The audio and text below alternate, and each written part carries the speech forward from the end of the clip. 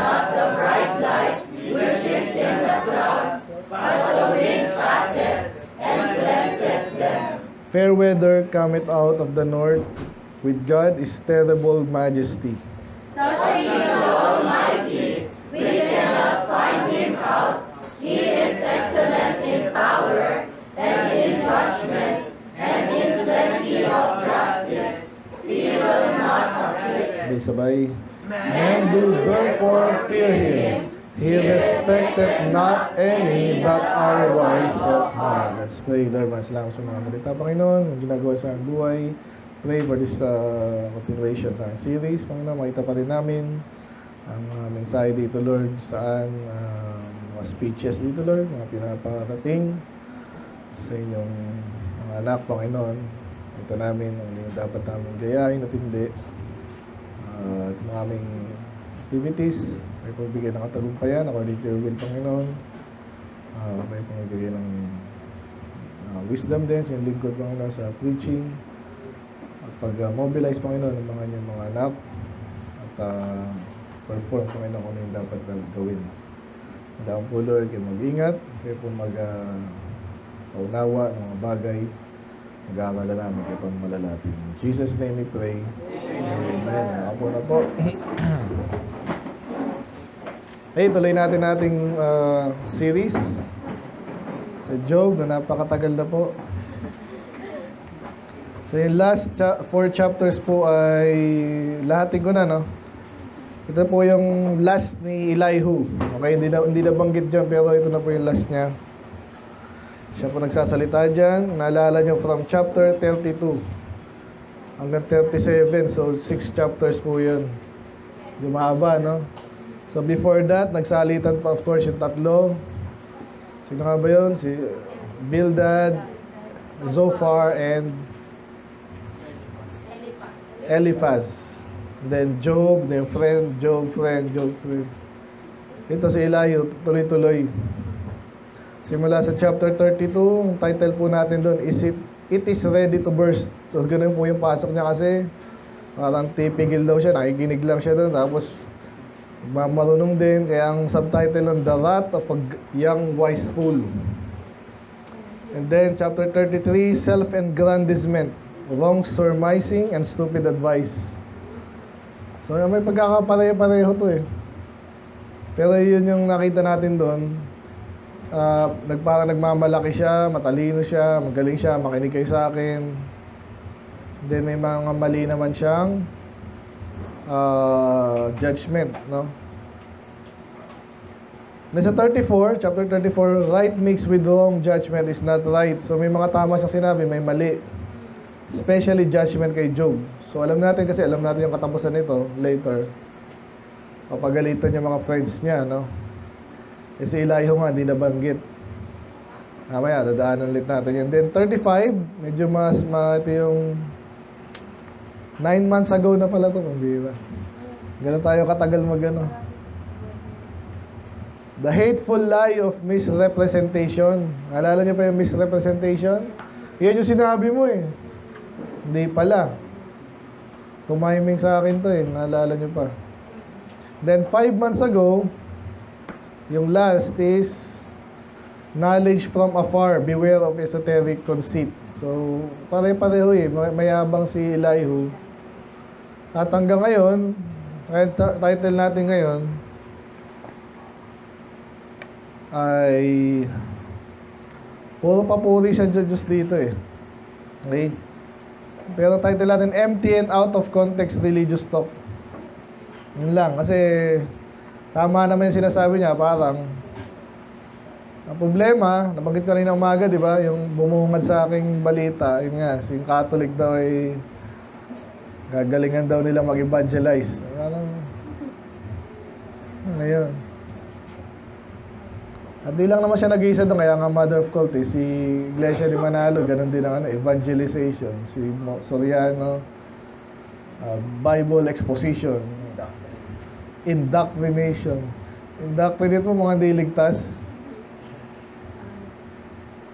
So ganun na ganun tayo dito kay Elihu. Kaya marami siya sasabihin kasi pero out of context and therefore walang dating. Dapat Pero ginagamit po yan ng mga kulto. Religious talk. Maloko kung sino maloloko at marami naloloko, unfortunately. No? Binuksan ng Bible, yung mga sobrang baguhan, unsaved. Ang mahirap yung mga natitisod sa kanila, no? So, kaya marami nag-i-atheist din eh. Dinadamay lahat ng Kristiyano. Ang isang headline na naman si Pope. Kesyo pinagbabati ito ng Islam. Matagal naman ang kwento yan, no?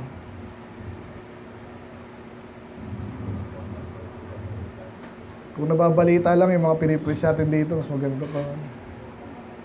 Tututo yung tao eh. So yun yung parallel natin ngayong gabi, ngayong hapon, no? Makikita natin si Elihu dito, marami siya sinasabi, bandang huli, di siya papansinin ng Diyos. I-advance ko na sa chapter 38, parang wala lang sa Diyos yung sinabi niya. Kasi wala naman talaga eh. Puro hangin. So pwedeng lesson sa atin doon, iwasan natin yun. Kasi nangyayari din sa mga Kristiyano, lalo pag hindi, walang nag-check.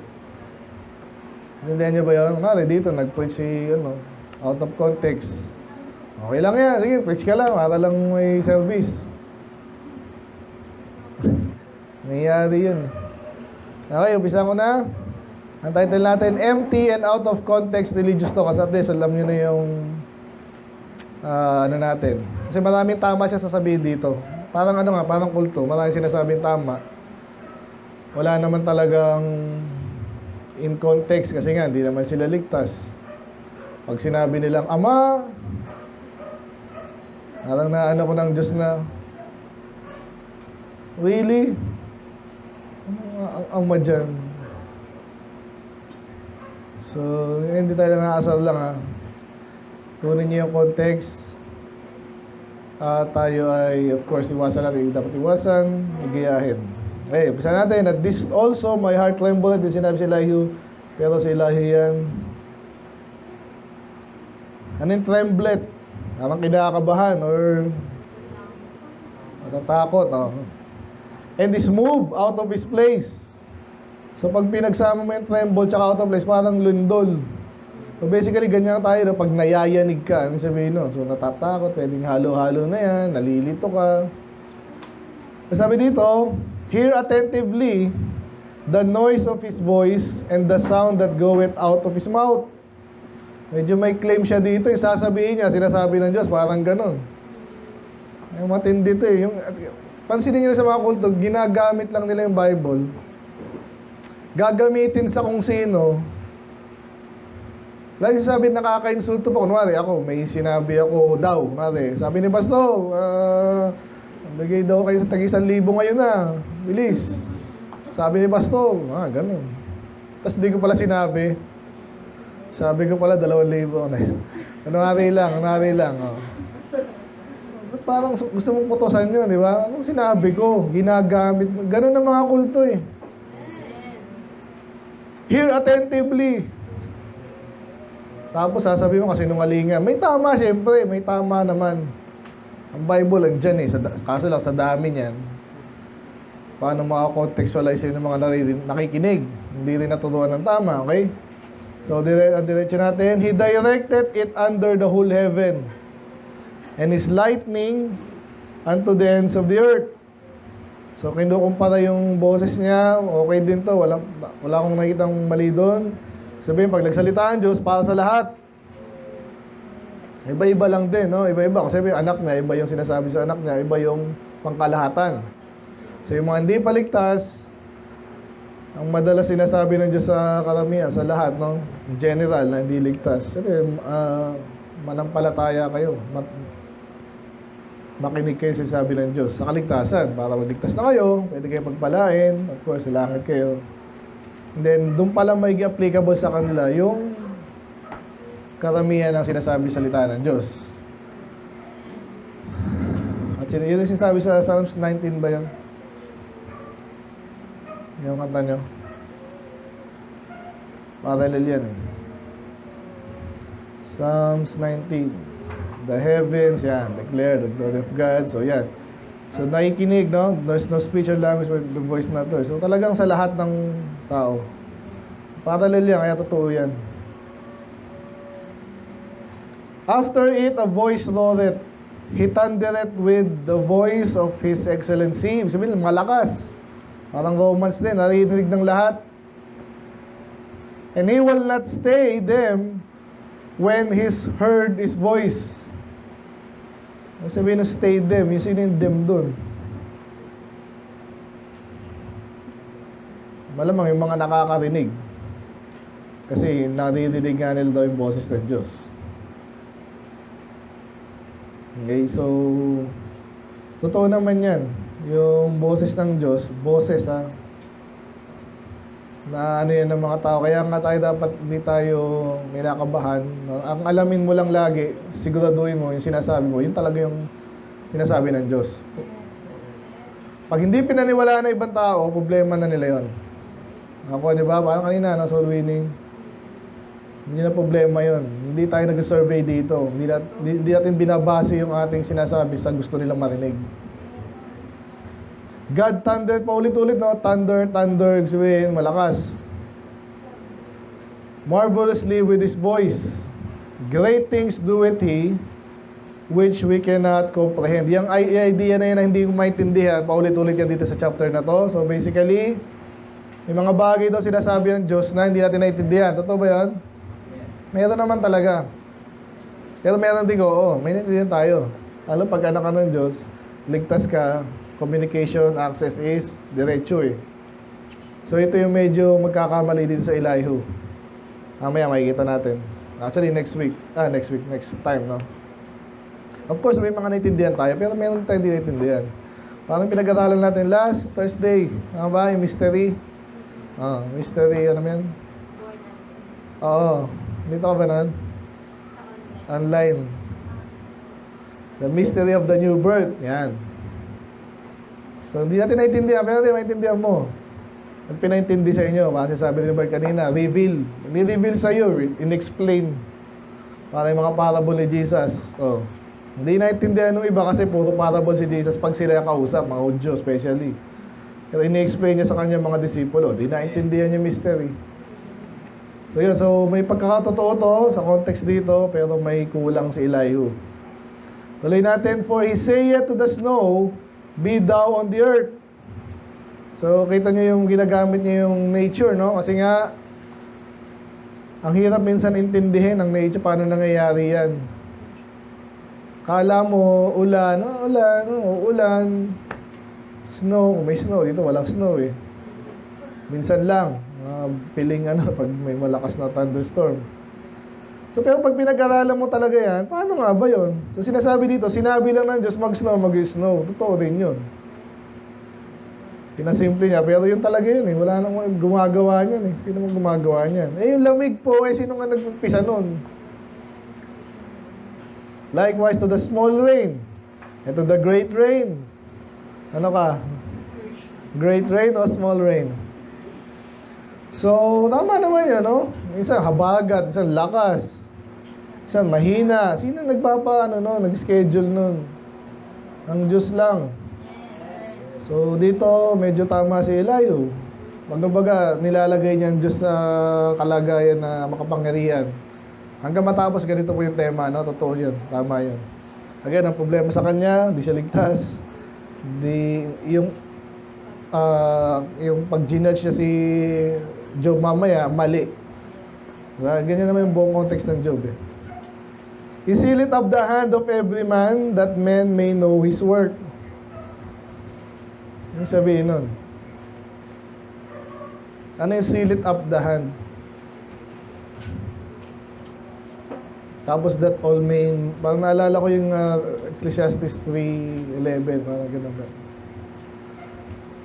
So parang may mga bagay siyang hindi pinapahawak sa atin or hindi pinapaunawa para malaman natin na ang Diyos ang gumawa nun. Ay, hindi natin kaya yan, hindi tao gumawa yan, Diyos lang ang gagawa niyan. Nakikinig pa ba? Then the beasts go into dens and remain in their place. Totoo po ito sa mga alam nyo ba yung mga wolf daw?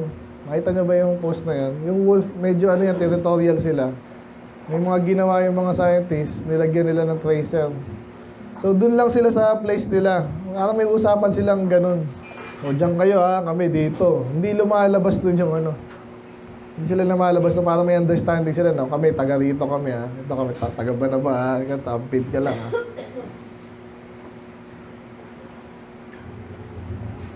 Out of the south cometh the whirlwind, and cold out of the north.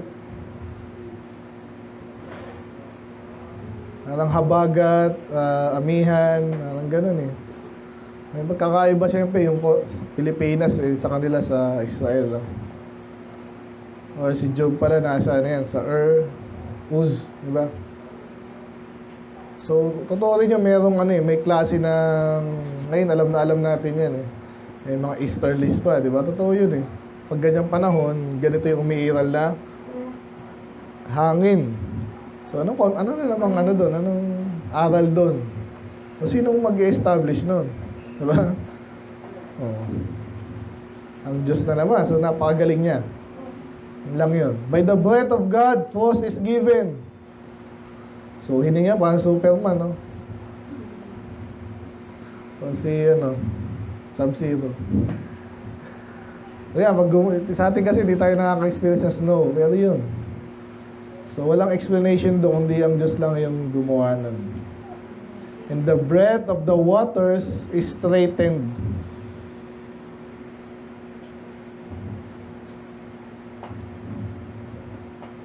Ano yung straight? S-T-R-A-I-T. The Strait of Hormuz. Tama ba? Yun. Daanan or makipot. Makipot na daan, di ba? Straight is the way and narrow. Straight is the gate and narrow is the way. So, makipot. Hindi ko maano kung ano exactly yung application dito, no? But basically, yung tubig, napaka-ano yan eh. Dito. Daming gamit. Napaka-flexible, no? Alala ko yung, ito, meron na naman tumutubong halaman doon. Lalo na yung kapitbahay na dito. Wala naman silang lupa doon. Pero yung mga buto kasi, pag sumingit lang yan doon sa, naulan na ng konti, tutubo na yun. Saan nanggaling yung doon? Sa kumukuha ng tubig yan. Tapos yung, napanood ko yung zebra daw, no? Yung zebra. Sino yung malaki tangkad? Giraffe. Nakakamangha daw yung kasi kinukumpute nila eh. Napakatangkad niya. Paano siya, ano ba yun? Kasi yung puso dyan dito, tapos paano umaabot ng ganong So nakakamangha daw yun. Pero isa pa, pag yumuko naman siya, mahihirapan naman yung blood pupunta sa utak niya. Sino dito yung ihang mo yung sarili mong gano'n. Di ba, ilang segundo lang yan, pupunta lahat sa utak mo yung dugo eh.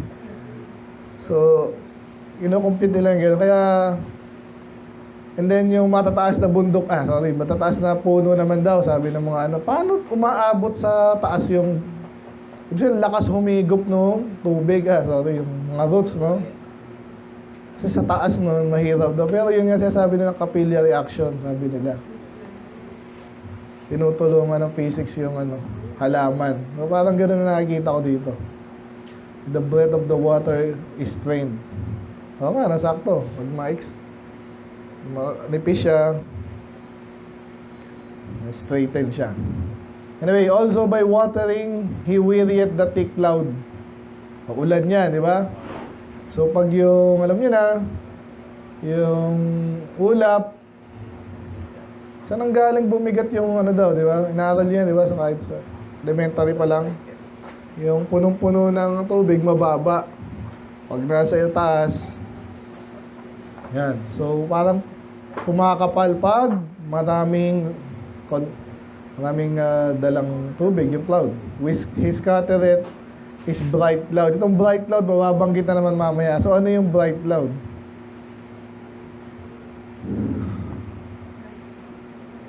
Yun nga, yung mga hindi thick. Ibig sabihin, kalat. Yan, kalat. Paano kaya yun, di ba? Kahit ngayon, hindi mo pa rin ma-explain yun. Alam natin water cycle, init, evaporate, ano. Paano nag-ipon-ipon doon? Diba? Tsaka kung mabigat yun, paano na ano yun? May basket ba doon? So, hindi mo maintindihan eh. Kahit lalo yung... Nakakita ko yung picture ng mga Supercell. Alam niyo ba yung Supercell? Hindi games yun ha.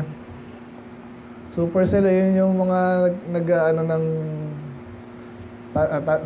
twister. Kasi ang bilis mag-form yan eh. Pag tiningnan mo, kitang-kita malaking cloud na maliit kumpara sa iba. Kaya kahit dito, bright na bright yung sun dito. Hanapin yung magandang wallpaper. Supercell.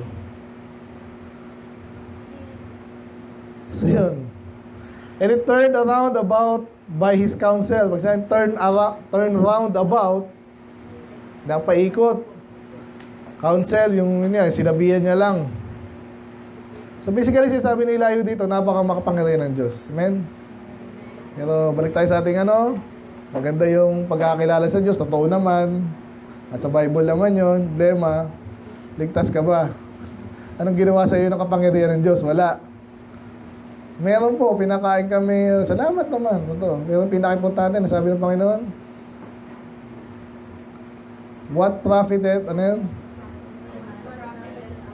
if he shall gain the whole world. Okay, ang kapangyarihan ng Diyos, mayaman ng Diyos, hindi ka na maligtas.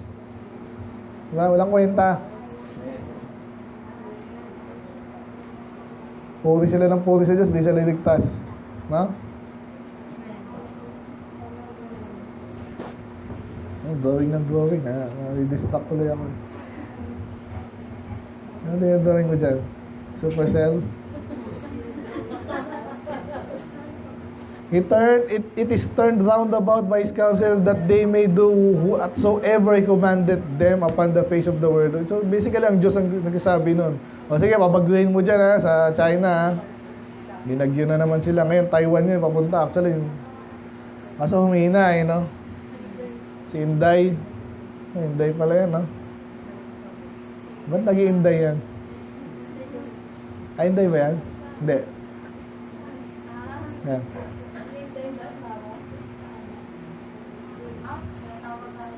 Inday. Inday. Ganun ba yan? Mag-Inday babae? Dong.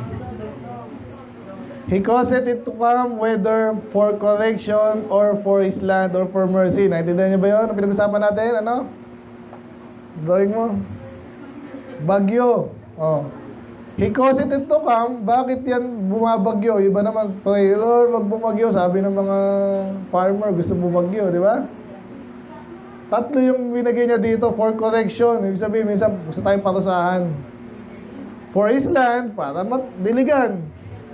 Or for mercy. Yun nga, kasi iba naman, wala namang tubig. So maganda rin yung banat ni Elihu. So may mga bagay siya naintindihan. Dito na. Simula dito, mag-aano naman siya kay Job, no? Kasi sinasabi niya, mas magaling siya. Makinig ka sa akin. Stand still. Ngala ko tuloy pag kami, ganun eh. May sasabihin lang yung instruction. Kailangan, ganyan. And consider the wondrous works of God. Ang ganda naman. Totoo po yan. Minsan, yan ang kulang sa atin. Pansinin nyo ito, ang hirap minsan i-manage yung church na pag minsan tinitingnan ko ano bang, nagsasawa ba kayo, di kayo namamangha, salita ng Diyos, ganyan lang yan eh. Kaya minsan yun ang direksyon ko, ganun din talaga. Pag ikaw hindi namamangha sa Diyos, ano ka? So, magaling ka ba? O sa palagay mo lang, hindi ko kailangan niya, ganun yan eh. So medyo may tama rin siya dito. Kung tayo makikinig sa Diyos, anong kaninang umaga rin, no? Dapat may takot ka sa Diyos. matakot sa kanya, wala naman siyang kayang gawin, di ba?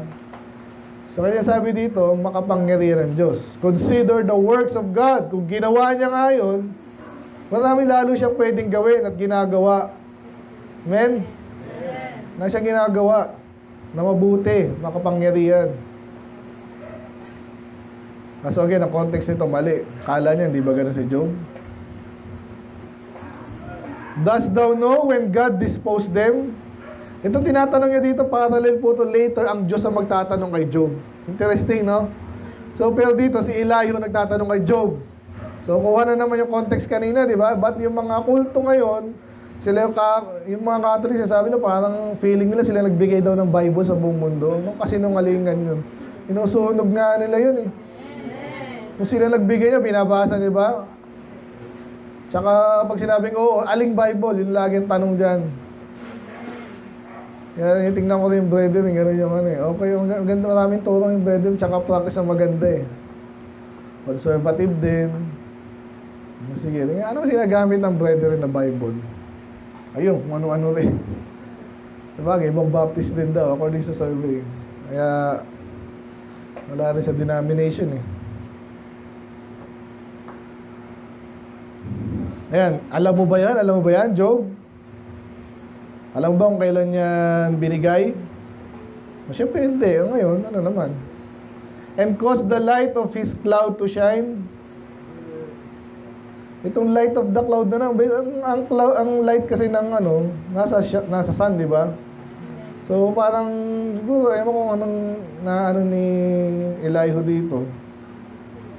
Kanina may dark cloud, ngayon may light of the cloud.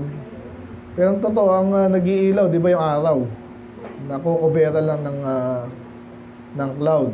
So yun yung na-imagine ko dyan. So, sino yung nagpapabagyo? Sino yung nagpapaaraw? Alam na natin ng Diyos. Ba't yung tinatanong kay Job? Ewan ko. Wala nga sa context to eh. Dost thou know the balancing of the clouds?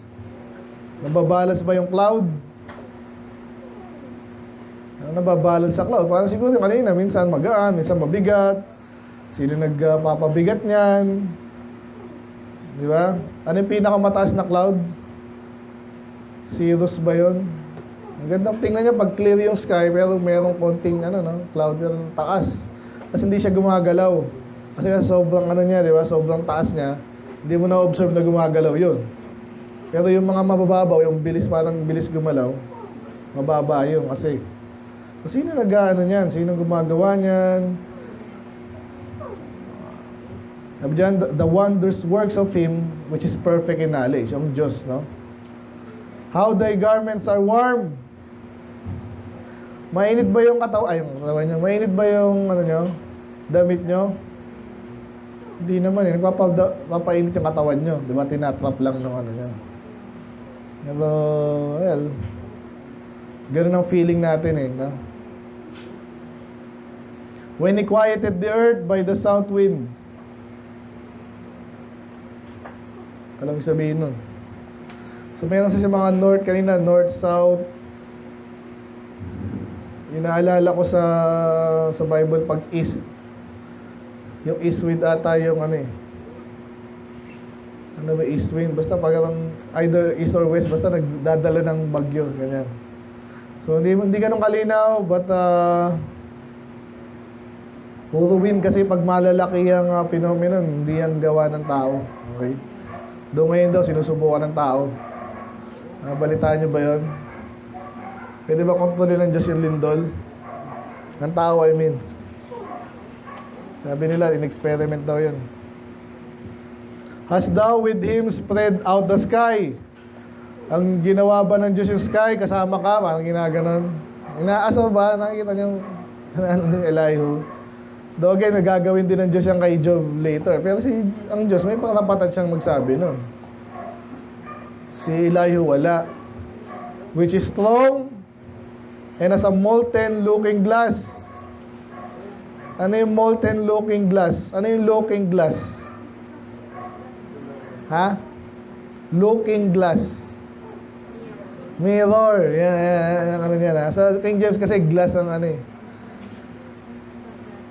Glass. Kasi glass naman talaga yan. Kaso mirror yung pag nakikita mo yung sarili mo. Yan yung modern term. Okay? So, anong sabihin no? Kasi nga, pag tinignan mo nga naman yung sky, di ba, nire-reflect niya yung ocean. Sinong gumawa no? Napakalaki no? Ang Diyos, okay. Anong point mo? Teach us what we shall say unto Him, for we cannot order our speech by reason of darkness. Kasi ba yun? Naalala niyo sa Proverbs, pag sinabing dark saying, anong sabihin nun? Ang Thursday na naman, mystery, mysterious. So, ano sasabihin namin? Hindi namin wala kayong masabi. Gusto kong purihin ng Diyos, pero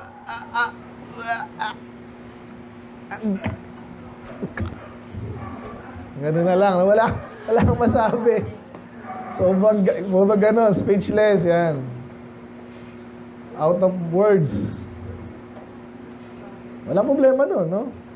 Shall it be told him that I speak? If a man speak, surely he shall be swallowed up. Alam niyo yung kataganan, nilamong ka ng ano man yan. Hindi, pag nagsalita ka daw sa Diyos, parang lalamunin. Kasi wala kang masabing kumbaga, ma-overwhelm ka. So, basically, pinupuri ng Diyos. Di nag-time pala, no? Ilang minutes na po ako dyan, sorry.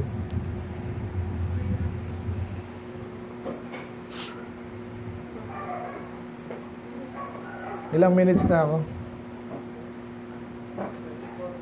34. Sakto yan, alas 6. So, patapos na eh.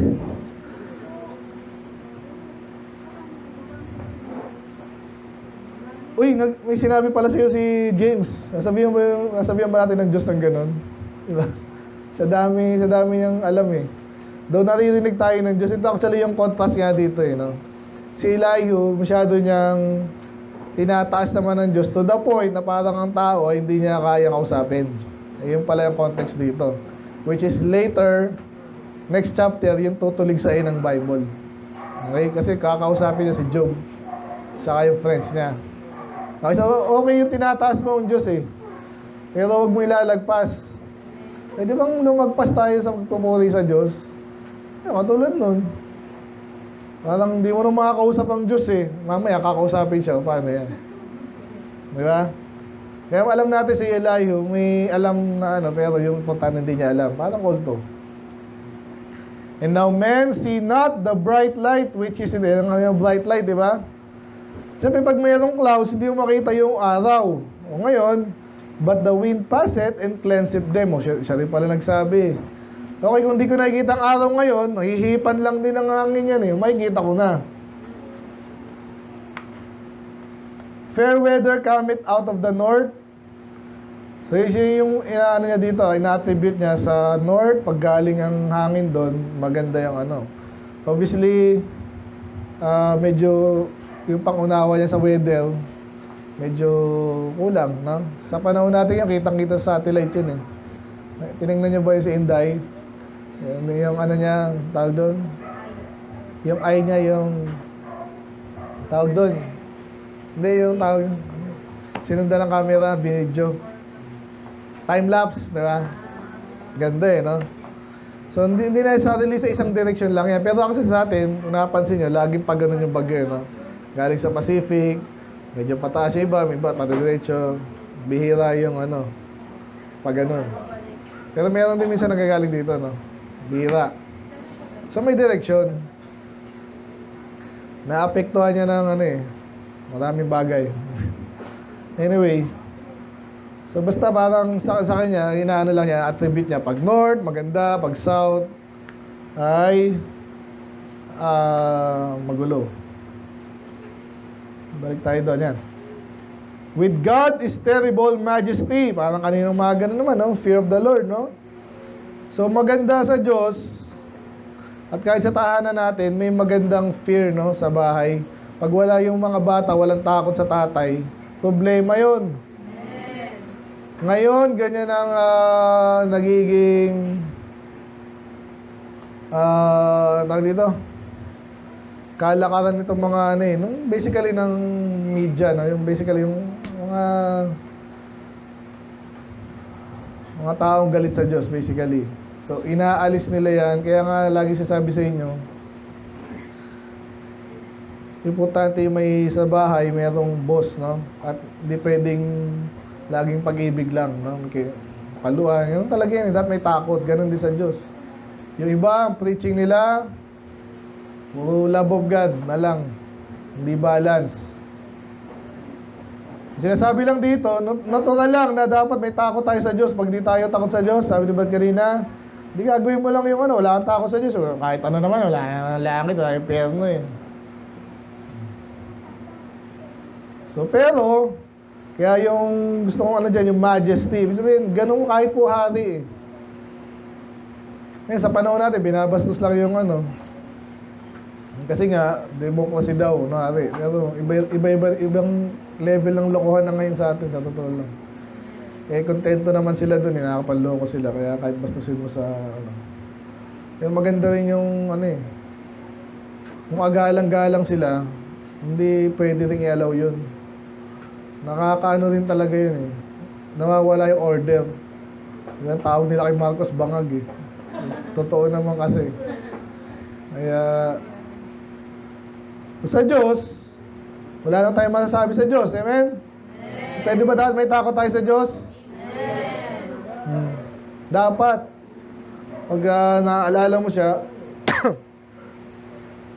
kaya pag binabasa mo yung Bible, ito pa yung gusto ko sabihin pala, no? Hindi ko alam, maalala ko sa nakuha to.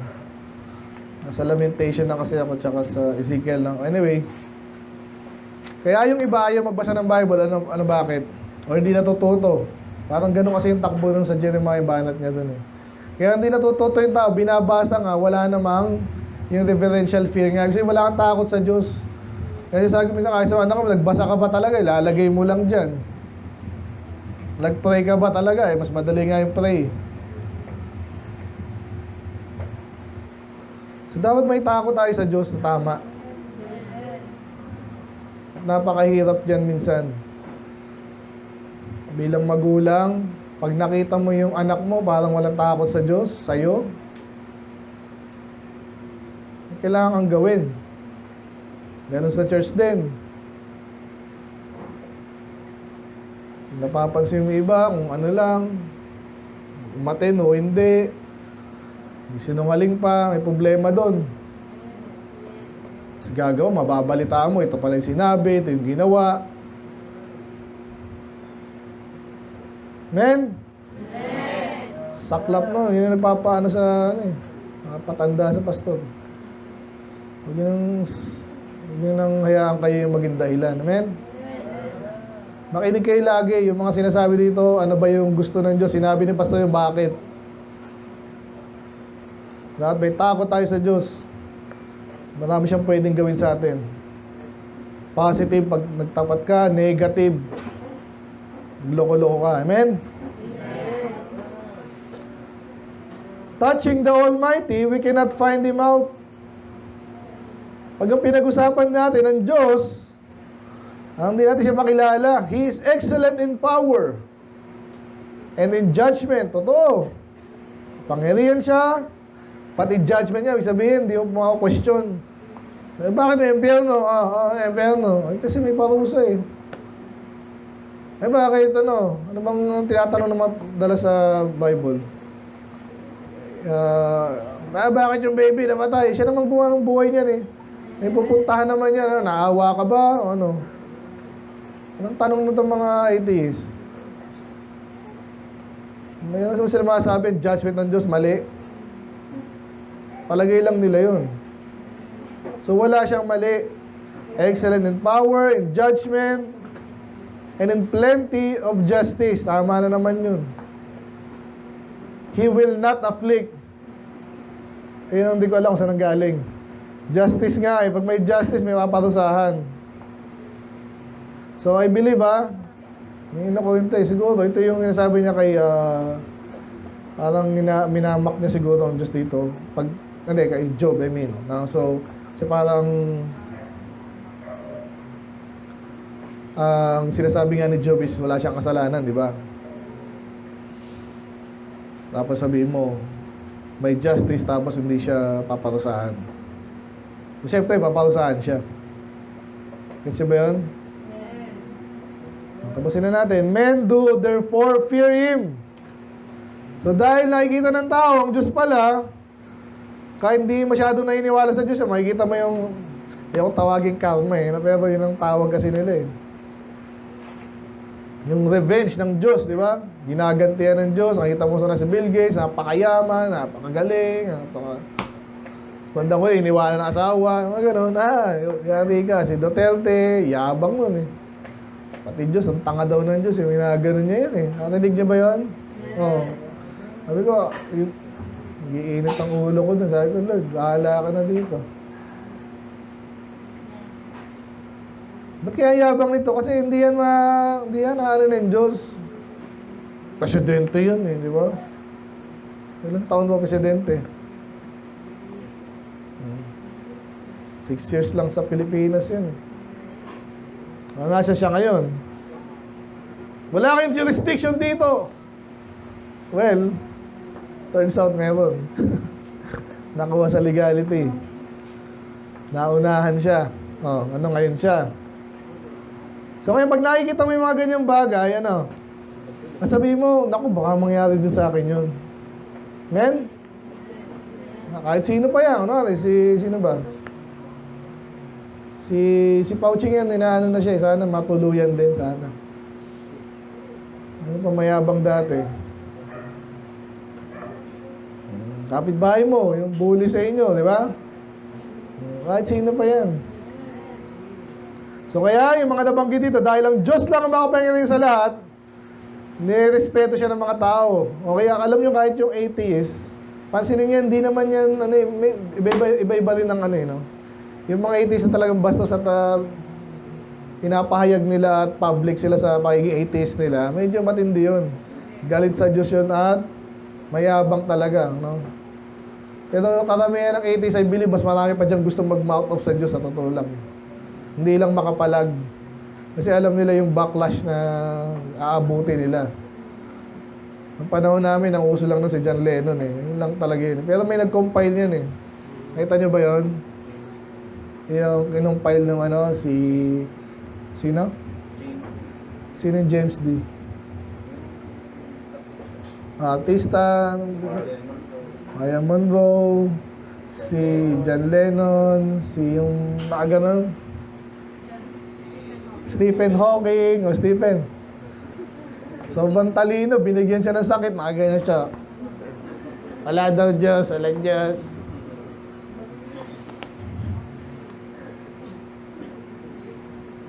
So yun. So kaya kahit paano, may respeto ng mundo ang Diyos, no? Hindi nga lang pare-pareho. So sana naman, tayo mga anak niya. Amen? Napansin niyo ba, hindi lahat ng anak may respeto sa magulang? Iba-iba talaga ang yung nangyayari kay Steven Anderson ngayon, talagang, hindi ko alam mangyayari doon, pero feeling ko dapat din niya na masyadong sa siya yun, hindi ko natin alam. Either, inisip ko doon, kinakabahan na siguro itong mga kasi panawagan niya sa Diyos, Lord, i-judge niyo itong mga to, hindi naman sila yung patayin, pero parang ganun. Yun ang panawagan niya, yung nagpe-pray niya, yung precatory prayer. Kasi tinatawanan pa siya eh. Iyak-iyak ka pa siya, ginaganon pa siya. Naku. Tsaka ang hiling niya, daw, hindi lang basta nabangga, wala lang yun eh. Nabangga naman tayo lahat eh. Magkasakit ng matindi, yung kakaiba. Yun ang panalangin niya. So, parang gusto ko rin mangyari yun. Kasi nga, parang siya, vindicate siya. Kasi grabe yung sa kanya. Pero hindi ko rin sinasabing tama yun. So basta dito, nag-warning dati yan. Kasi totoo nga talaga yan. Ikaw rin yung maaawa eh. Paano kung gawin niya yun?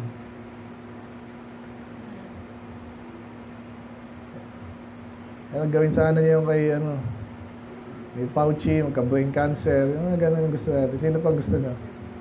Sino yung mambabatas dito na puro sogi? Bukod kay Risa, di ba? Bakla din. Yun sana yung magka-brain cancer yung mga ganun. Na congressman. Ayun na, so context natin. Maganda, marami sinabi si Elihu. Problema, hindi siya i-address ng Diyos dito.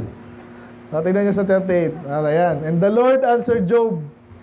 Wala na, hindi na nabanggit si Elihu after nito. Kasi binaliwala siya, naranasan niyo na ba yun? Pag ikaw binabaliwala, hindi basta-basta yun, lalo ko natin.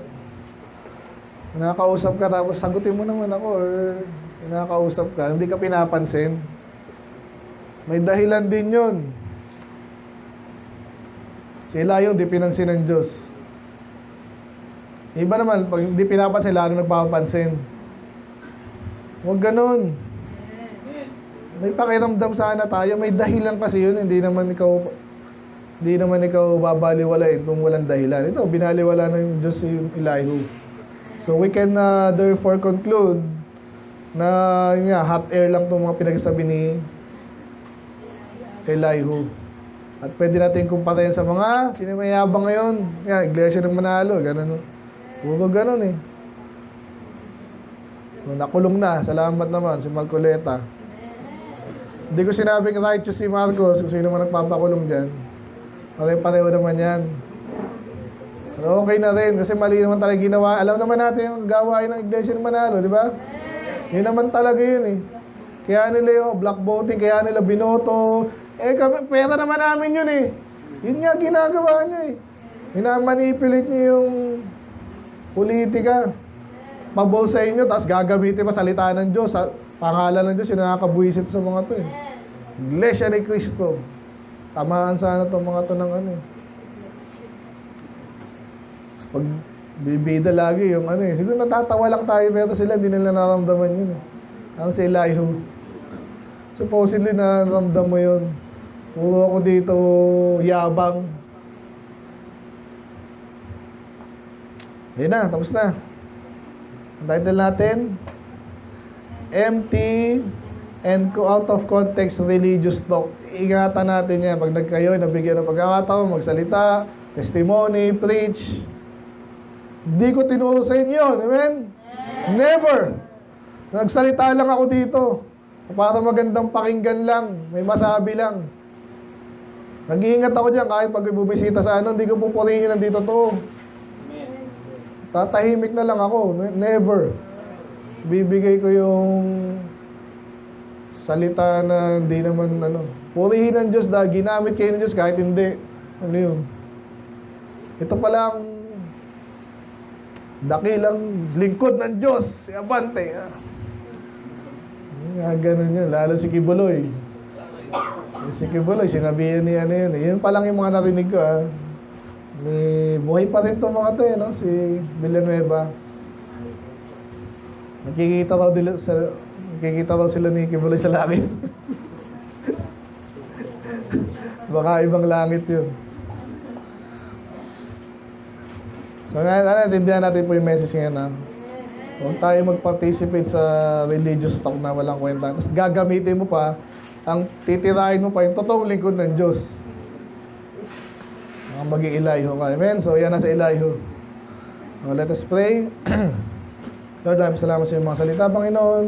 Hindi ganun kadali minsan kunin yung context at aral sa Job. But kita rin naman, I pray na kayo po yung magbigay sa amin ng patuloy na pangunawa sa series na ito, Lord. Diba, paulit-ulit naman. But, balance sa amin, Panginoon, I believe. At alalalaman namin ang Book of Job ay Book of Wisdom.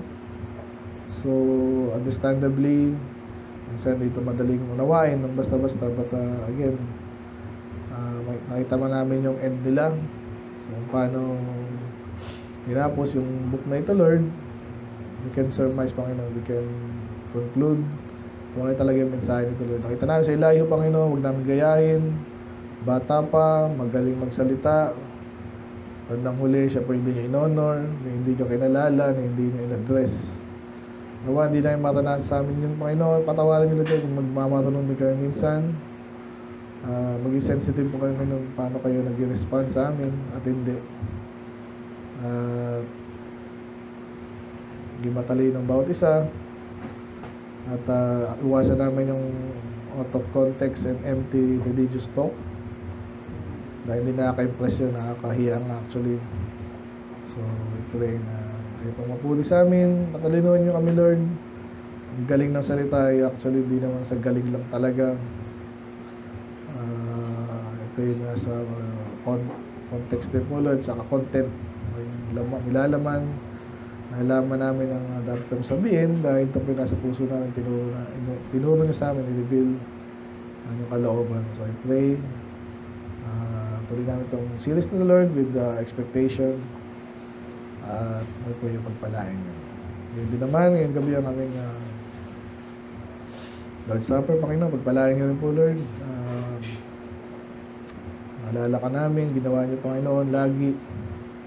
Kayo pong mapuri lamang. In Jesus' name we pray. Amen.